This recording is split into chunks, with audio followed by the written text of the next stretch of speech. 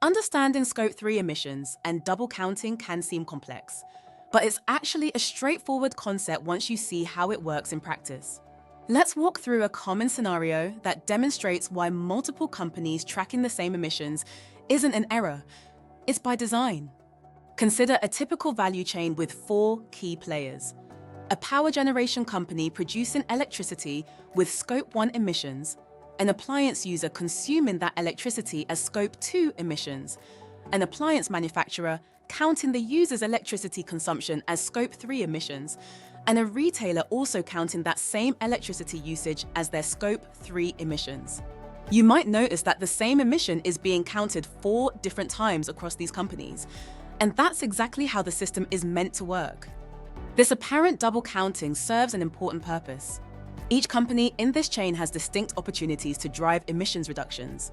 The manufacturer can design more energy-efficient appliances, the retailer can prioritize and promote low-energy products, the appliance user can optimize their energy consumption, and the power generator can transition to cleaner energy sources. When each entity tracks their relevant Scope 3 emissions, they can identify where they have influence and develop targeted decarbonization strategies. This distributed approach enables simultaneous action across the entire value chain, rather than limiting responsibility to a single entity. However, there's an important caveat.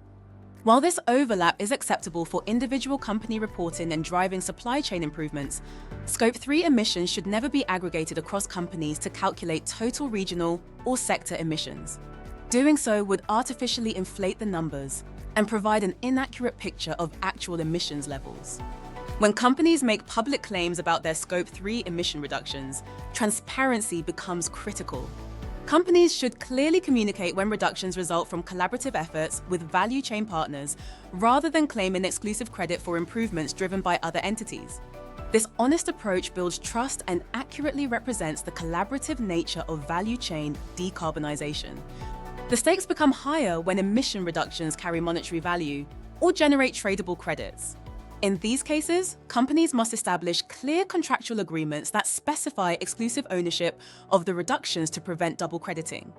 This ensures the integrity of carbon markets and reduction programs. In summary, Scope 3, double counting is a natural feature of value chain accounting that enables comprehensive climate action across multiple entities. It's acceptable for individual reporting and strategy development, but requires careful handling when aggregating data or claiming credit for reductions.